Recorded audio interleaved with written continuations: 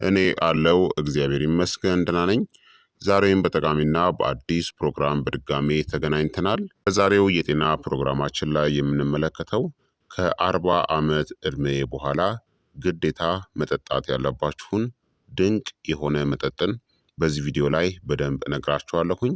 አሰራሩን እንዲሁም ደግሞ ያለውን ጥቅምን በደንብ አብራራለሁ።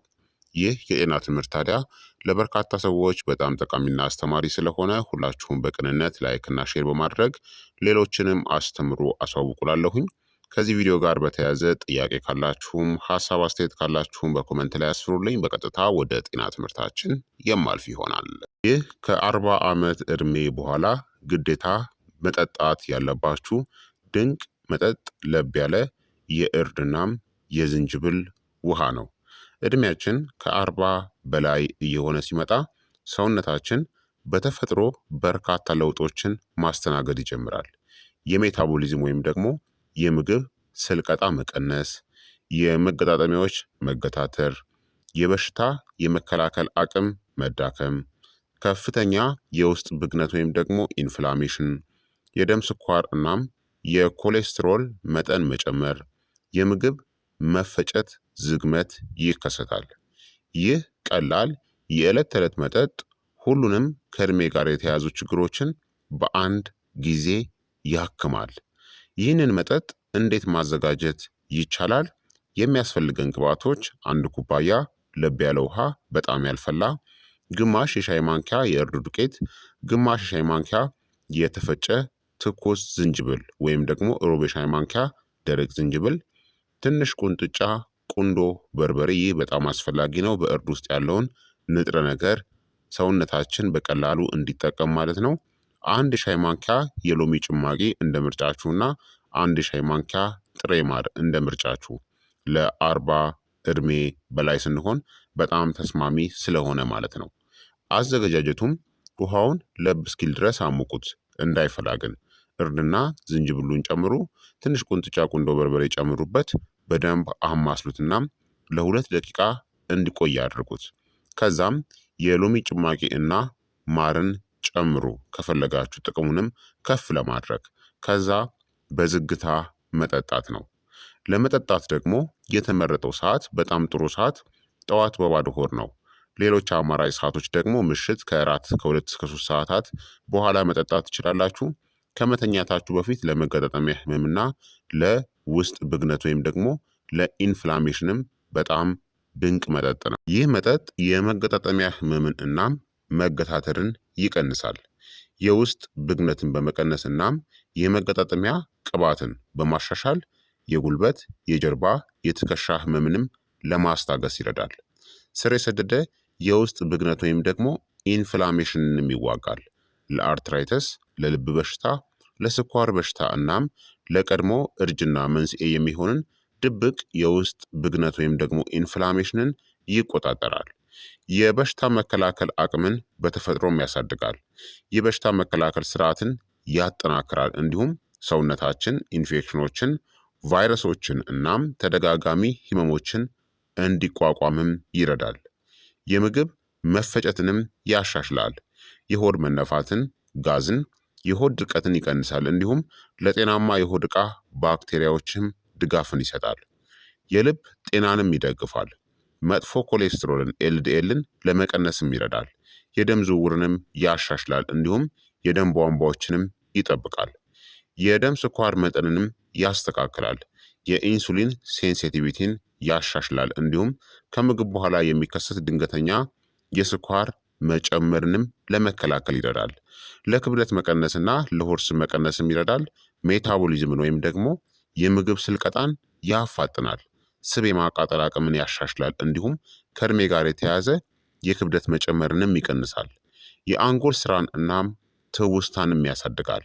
ትኩረትን እናም የአእምሮ ንቃትን ያሻሽላል። እንዲሁም ከእድሜ ጋር የተያያዘ የትውስታ ማጣት ስጋትንም ሊቀንስ ይችላል።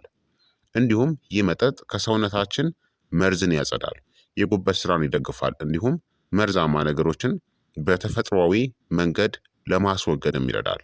ቆዳን ያሻሽላል፣ እንዲሁም እርጅናንም ያዘገያል። የፊት መሸብሸብን ይቀንሳል። የቆዳ ብርሃንን ያሻሽላል፣ እንዲሁም የኮላጅን ምርትንም ይደግፋል። የደም ዝውውርንም ያሻሽላል። በመላው ሰውነት ውስጥ የኦክስጅንናም የንጥረ ነገሮች ስርጭትንም ያጠናክራል። የጡንቻ ህመምን እናም ድካምንም ይቀንሳል። ጡንቻዎች በፍጥነት እንዲያገግሙ ይረዳል። እንዲሁም የሰውነት ቁርጥማትንም ይቀንሳል። የአጥንት ጤናንም ይደግፋል። በአጥንቶች ዙሪያ ያለውን ብግነት ወይም ደግሞ ኢንፍላሜሽንን ይቀንሳል። እንዲሁም የካልሲየም መምጠጥንም የሚደግፍ ነው። የደም ግፊትንም ለመቆጣጠርም ይረዳል። የደም ቧንቧዎችን የመለጠጥ አቅምን እናም የደም ዝውውርንም የሚያሻሽል ነው። በተጨማሪም የእንቅልፍ ጥራትን ያሻሽላል።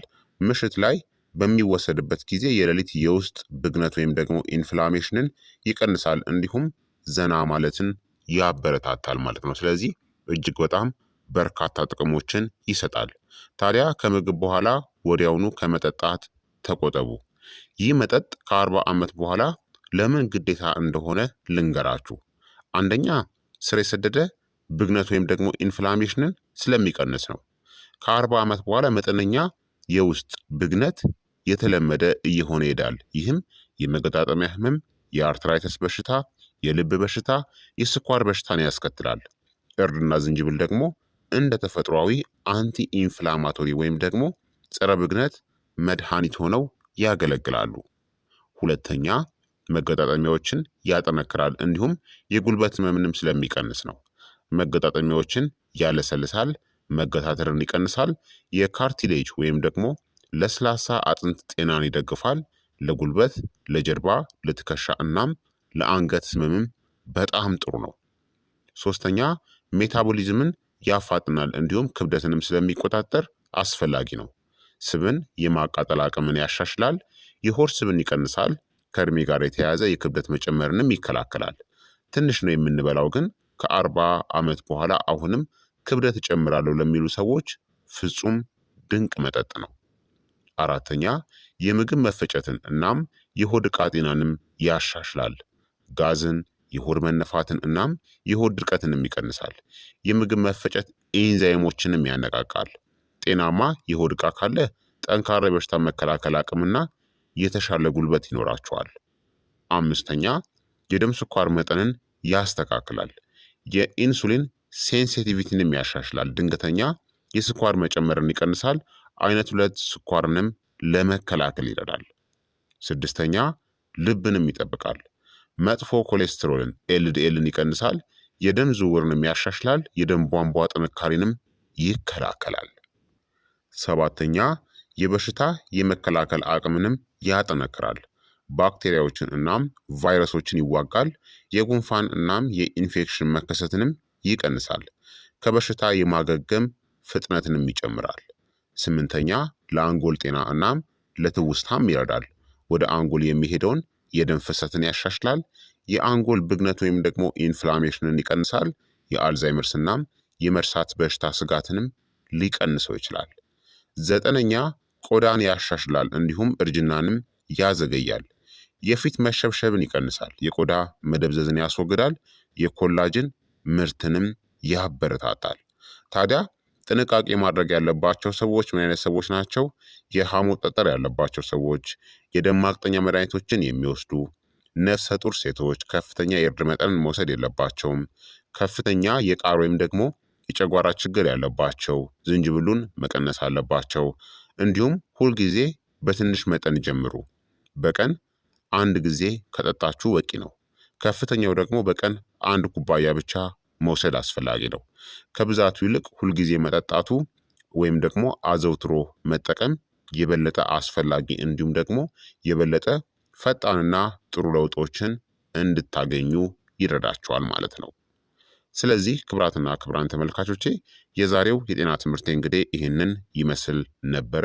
ከ40 ዓመት ዕድሜ በኋላ ብትጠጡ ተመራጭነት ያለውን ድንቅ የሆነ መጠጥን በዚህ ቪዲዮ ላይ ነግሬያችኋለሁኝ።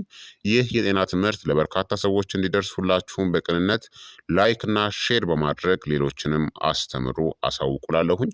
ከዚህ ቪዲዮ ጋር በተያያዘ ጥያቄ ካላችሁም ሀሳብ አስተያየት ካላችሁም በኮመንት ላይ አስፍሩልኝ። በቀጣይ የጤና ትምህርት እስከምንገናኝ እኔንም እናንተንም ቸር ያቆየን። መልካም ጊዜ፣ መልካም ቆይታ። ቻው ቻው።